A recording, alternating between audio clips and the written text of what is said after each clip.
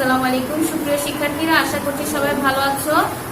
গত ক্লাসে আমরা সপ্তম শ্রেণীর বিজ্ঞানের অধ্যায় 2 এর কিছু টপিকস নিয়ে আলোচনা করেছিলাম। আশা করছি সবাই বাসায় দেখেছো, পড়েছো। আজকে বাকি যে এই অধ্যায়ের বাকি যে অংশগুলো আছে, বাকি যে পড়াগুলো আছে, সেগুলো নিয়ে একটু আলোচনা করব। আমি বোর্ডে লিখে দিয়েছি গত ক্লাসের মতো। মোটামুটি এই বিষয়গুলো নিয়ে, এই টপিকসগুলো নিয়ে আমরা আলোচনা করব আজকে। তাহলে শুরু করি। দেখো, আজকে উদ্ভিদ আর প্রাণী টিস্যুর বৈশিষ্ট্য আর কাজ নিয়ে আলোচনা করব, ঠিক আছে? তাহলে উদ্ভিদ আর প্রাণী টিস্যুর বৈশিষ্ট্য, টিস্যুটা কি আমাদেরকে আগে জানতে হবে। টিস্যু হচ্ছে, আমরা জানি উদ্ভিদ প্রাণী সবকিছু, উদ্ভিদ প্রাণী উভয় দেহেই এক বা একাধিক অসংখ্য কোষ থাকে। তো এই অসংখ্য কোষগুলো যখন একসাথে দলবদ্ধ হয়ে থাকে সেটাই হচ্ছে টিস্যু, ঠিক আছে? মানে একাধিক কোষ যখন দলবদ্ধ হয়ে একসাথে থাকে সেটাই হচ্ছে উদ্ভিদ ও প্রাণী কোষের মধ্যে থাকা টিস্যু। তাহলে আমরা টিস্যু কি জানলাম। এখন আসি টিস্যু, উদ্ভিদ। তাহলে উদ্ভিদ কোষেও কিছু টিস্যু আছে, প্রাণী কোষেও কিছু টিস্যু আছে। তো উদ্ভিদ কোষে কি কি টিস্যু আছে দেখো। উদ্ভিদ কোষের টিস্যু হচ্ছে দুই রকম, দুইটা টিস্যু আছে। একটা হচ্ছে ভাজক টিস্যু আর একটা হচ্ছে স্থায়ী টিস্যু, ঠিক আছে? দেখো আমি লিখে দিয়েছি। তাহলে ভাজক টিস্যুটা হচ্ছে ভাজক টিস্যু। ভাজক ভাজক যেটা ভাজক কথাটা শুনলে বোঝা যাচ্ছে নিশ্চয়ই এখানে ভাগ করা, বিভক্ত করা বা বিভাজন করা, এরকম কিছু কাজ। তাহলে ভাজক টিস্যুতে যে টিস্যুগুলো থাকে তারা কোষের বিভাজন, কোষের যে বিভক্ত করা, বিভাজিত করা, সেই কাজটা, সেই ক্ষমতাটা ভাজক টিস্যুর আছে, ঠিক আছে? তাহলে ভাজক টিস্যুর যেহেতু বিভাজন ক্ষমতা সম্পন্ন, তাহলে ভাজক টিস্যুর বৈশিষ্ট্য হচ্ছে কি করা, কোষগুলোকে বিভক্ত করে নতুন আকৃতি প্রদান করা, ঠিক আছে? তাহলে আমরা বুঝতে পারছি ভাজক টিস্যুটা কি। এখন ভাজক টিস্যুর কাজ সম্পর্কে আমরা একটু বলবো। কাজ হচ্ছে কোষের গঠন করে নতুন কোনো কোষ তৈরি করা।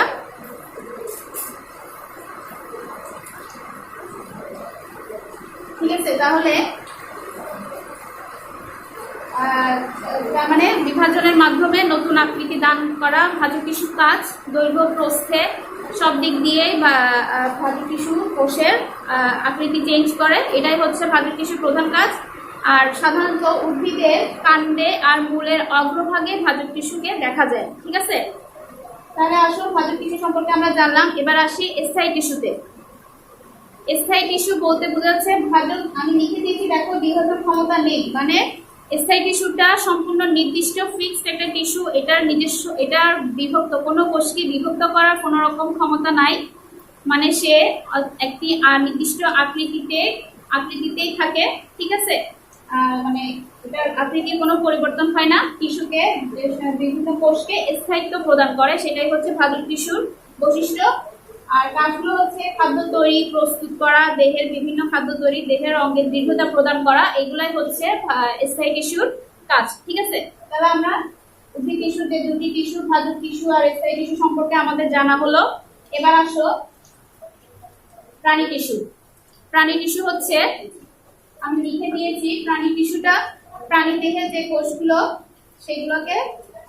সেগুলো একসাথে যারা দলবদ্ধ হয়ে থাকে তাই হচ্ছে টিস্যু, প্রাণী টিস্যু। তো প্রাণী টিস্যু হচ্ছে 4 রকমের। দেখো, আবরণী টিস্যু, পেশি টিস্যু, যোজক টিস্যু, স্নায়ু টিস্যু, ঠিক আছে? তাহলে এখন আমাদেরকে এই 4 রকমের টিস্যু সম্পর্কে, প্রাণী টিস্যু সম্পর্কে জানতে হবে। তাহলে প্রথমে আসি আবরণী টিস্যু। আবরণী টিস্যু বলতে নামটা শুনে বোঝা যাচ্ছে আবরণ তৈরি করা, ঠিক আছে? মানে মনে করো যে টিস্যুগুলো, দেহের অঙ্গের যে অঙ্গগুলো, সেগুলোর মধ্যে সেগুলোকে সজীব রাখা, সেগুলো সজীব রেখে তাদের বাহিরে একটা আবরণ তৈরি করা, আস্তরণ তৈরি করা। মানে বাহিরের যে কোনো প্রতিরক্ষা তৈরি করা, বাহিরের কোনো আঘাত থেকে যাতে রক্ষা করতে পারে অঙ্গগুলোকে, সেখানে একটা আবরণ তৈরি করা হচ্ছে আবরণ টিস্যুর কাজ, ঠিক আছে? সেটাই হচ্ছে আবরণ টিস্যু।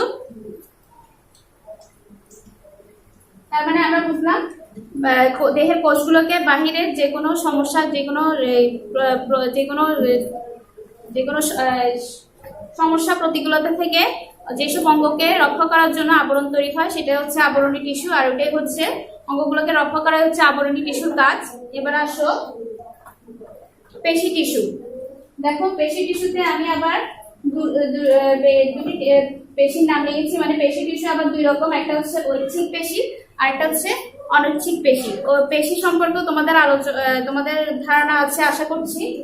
আমরা যে আমাদের দেহে দুই রকমের পেশি আছে, কিছু পেশি আমরা মানে ইচ্ছা মতো যে পেশিগুলোকে চালনা করতে পারি সেগুলো হচ্ছে ঐচ্ছিক পেশি, আর যে পেশিগুলোকে নড়াচড়া করতে পারি না, চালনা করতে পারি না, সেগুলো হচ্ছে অনৈচ্ছিক পেশি। তাহলে দেখো হাত পা এগুলো ঐচ্ছিক পেশির মধ্যে পড়ে, কারণ এগুলো আমরা ইচ্ছা মতো নড়াচড়া করতে পারতেছি। আবার কিছু কিছু অঙ্গ আছে যেগুলোকে নড়াচড়া করানো যায় না, আমরা চালাতে পারি না, ঠিক আছে, নিজের ইচ্ছা মতো চালাতে পারি না, সেগুলো হচ্ছে অনৈচ্ছিক পেশি। এরপর আসো যোজক টিস্যু যেটা, সেটা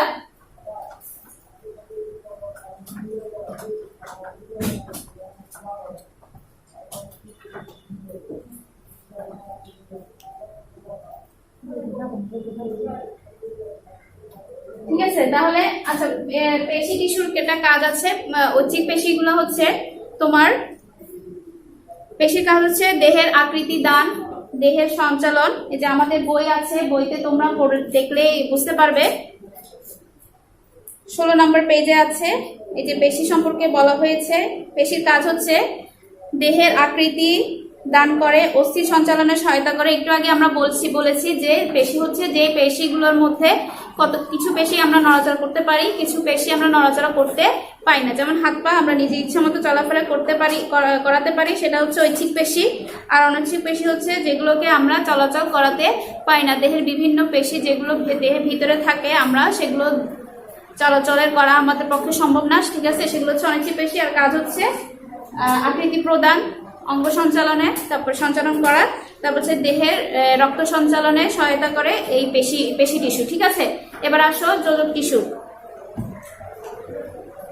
যোজক টিস্যুটা হচ্ছে, যোজক মানে বোঝাই যাচ্ছে সংযোজন করা, যোগ করা, ঠিক আছে।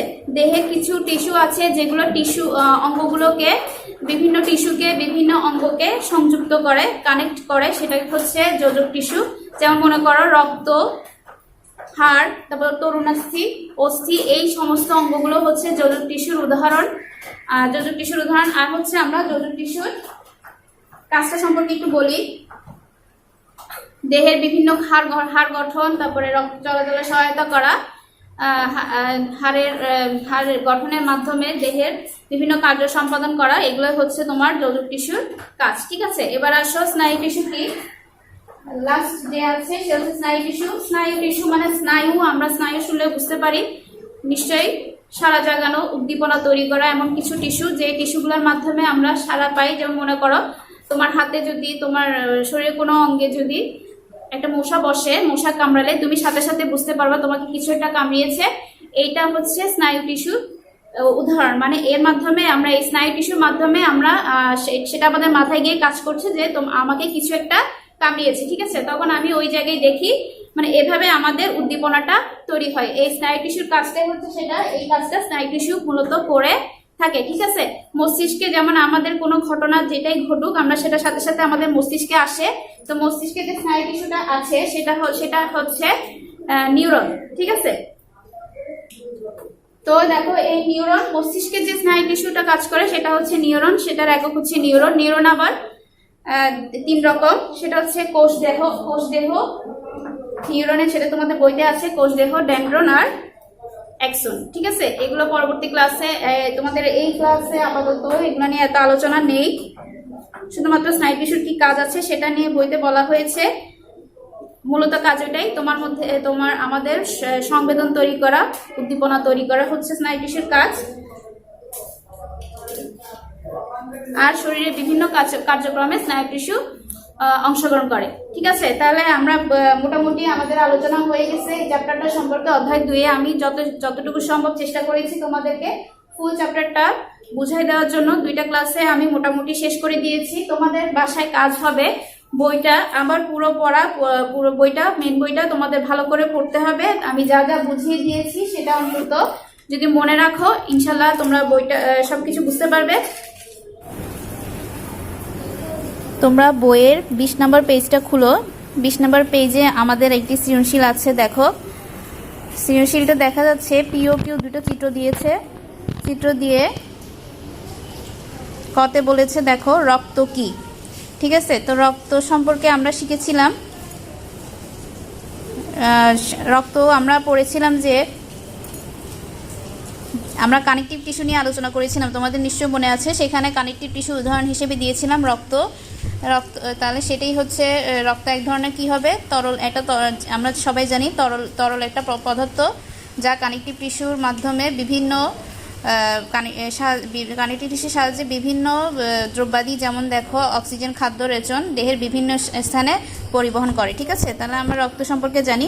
এরপর ক্ষতে আছে দেখো আবরণী টিস্যু বলতে কি বোঝায়, সেটাও আমি বলেছিলাম, তোমাদেরকে পড়িয়েছিলাম। আবরণী টিস্যু হচ্ছে কোষঝিল্লির বাহিরে যে মোটা আবরণ তৈরি করে কোষ, সেটা হচ্ছে তোমাদের সেটা হচ্ছে আবরণী টিস্যু। ঠিক আছে, আশা করছি মনে আছে। তারপর আসো দেখো গ নম্বরে লিখেছে পি চিত্রে অস্থির গুরুত্ব ব্যাখ্যা করো। তাহলে আমরা পিতে কি চিত্র দেখতে পাচ্ছি, একটা হাতের চিত্র দেখতে পাচ্ছি। হাত মানে কি, হাতকে আমরা কি পেশি বলেছিলাম, ঐচ্ছিক পেশি বলেছিলাম। তো ঐচ্ছিক পেশিটা কি, ঐচ্ছিক পেশি ছিল আমাদের যে পেশিটাকে আমরা ইচ্ছামতো নড়াচড়া করাতে পারি, চালনা করাতে পারি, সেটাই ছিল ঐচ্ছিক পেশি। তাহলে এই পেশি সব গুরুত্ব সম্পর্কে আমাদের সবারই জানা আছে, তোমরা বইয়ে আছে, গাইডে উত্তর দেওয়া আছে, সবাই দেখে একটু শিখে নিবে। তারপর আবার দেখো ঘ নাম্বার বলেছে পি ও কিউ চিত্রের পেশির টিস্যুর তুলনামূলক পার্থক্য করো। তো যেহেতু পি চিত্র দেখে বোঝা যাচ্ছে এটা একটা ঐচ্ছিক পেশি, কিউ চিত্র দেখে বোঝা যাচ্ছে এটা অনিচ্ছিক পেশি। তো দুইটা পার্থক্য আমাদের জানা আছে। এটা যে মেইন পার্থক্যটা মূলত সেটা হচ্ছে ঐচ্ছিক পেশি আমরা ইচ্ছামতো চালনা করতে পারি, আমরা নড়াচড়া করাতে পারি, কিন্তু অনিচ্ছিক পেশি সেটা ক্ষেত্রে সেটা আমরা পারি না। ঠিক আছে, তো এই আরও কিছু ডিটেলস আছে, তোমরা সবাই গাইড থেকে শিখে নিবে আশা করছি। এরপরে আসো পরবর্তী প্রশ্ন, যেটা ছিল সৃজনশীল নাম্বার 2। এখানেও দুটি চিত্র দিয়েছে এম আর এন। প্রথমটাতে বলেছে কোষ প্রাচীর কাকে বলে।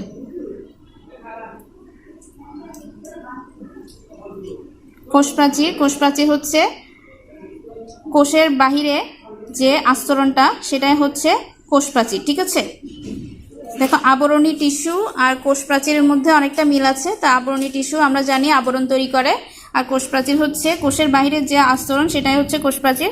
তারপর দেখো খ নম্বরে বলেছে মাইটোকন্ড্রিয়াকে শক্তিঘর বলা হয় কেন। আমি বোঝানোর সময় বারবার বলেছিলাম মাইটোকন্ড্রিয়াকে পাওয়ার হাউস বা শক্তিঘর বলা হয়, কারণ আমাদের শরীরে বিভিন্ন জৈবনিক যে প্রক্রিয়াগুলো আছে সেগুলো সম্ভব নয়, মাইটোকন্ড্রিয়া সবচেয়ে বেশি অংশগ্রহণ করে, এই জন্য মাইটোকন্ড্রিয়াকে শক্তিঘর বলা হয়। ঠিক আছে, এরপর আসো গ নম্বরে বলেছে চিত্র এন মূল হওয়া সত্ত্বেও বর্ণময় কেন ব্যাখ্যা করো। চিত্র এনটা কি দেখা যাচ্ছে, গাজর। তো গাজরের রং আমরা জানি, গাজরের কালারটা আমাদের সবারই পরিচিত আছে, এটা একটা বর্ণময়। যেহেতু এটার একটা কালার আছে, রং আছে, সেই রং অনুসারে এটাকে বলা হচ্ছে বর্ণময়। এই জন্য সেটা মূল হওয়া সত্ত্বেও বর্ণময়। ঠিক আছে, গাজর হচ্ছে একটি মূল হওয়া সত্ত্বেও বর্ণময়। আর বর্ণময় হওয়ার কারণ হচ্ছে আমরা পড়েছিলাম যে প্লাস্টিড দুই ধরনের হয়ে থাকে, একটা হচ্ছে ক্রোমোটোপ্লাস্টিড আর হচ্ছে লিউকোপ্লাস্টিড। আমি বোঝানোর সময় অনেকবার বলেছি তাহলে এম চিত্রে যে এই অংশটা যেহেতু ঢাকা, মানে নিশ্চয়ই এটার ভিতরে কোনো যে পরিবর্তনটা ঘটবে সেটা বিশ্লেষণ করতে। তো যেহেতু আমরা জানি যে কোনো উদ্ভিদের বৃদ্ধি কিংবা পরিবর্তনের জন্য সূর্যের আলো অবশ্যই প্রয়োজন, কিন্তু এটা যেহেতু টপ দিয়ে ঢাকা, তার মানে এটাতে কোনো রকম সূর্যের আলো পৌঁছতে পারেনি। ঠিক আছে, যেহেতু সূর্যের আলো পৌঁছাতে পারেনি, সুতরাং এটার বর্ণটা পরিবর্তন হয়ে সাদা হয়ে যাবে, এটা একটা বর্ণহীন উদ্ভিদ হিসেবে বর্ণহীন উদ্ভিদ হয়ে যাবে। সুতরাং আশা করছি তোমরা সবাই বুঝতে পেরেছো আমি কি বলেছি। গাইডে এগুলো সম্পর্কে আরও ডিটেলস আছে, এই প্রশ্নগুলো তোমরা শিখে নিবা, পরীক্ষায় ইনশাল্লাহ আশা করছি অ্যান্সার করতে পারবা। সবাই ভালো থাকবে, বাসায় পড়ালেখা করবে আর প্রশ্নগুলো শিখে ফেলবে। যেদিনের ক্লাস যেদিন দেওয়া হবে সেদিনই ক্লাসগুলো শিখে ফেলবে। সবাই ভালো থাকবে, আল্লাহ হাফেজ।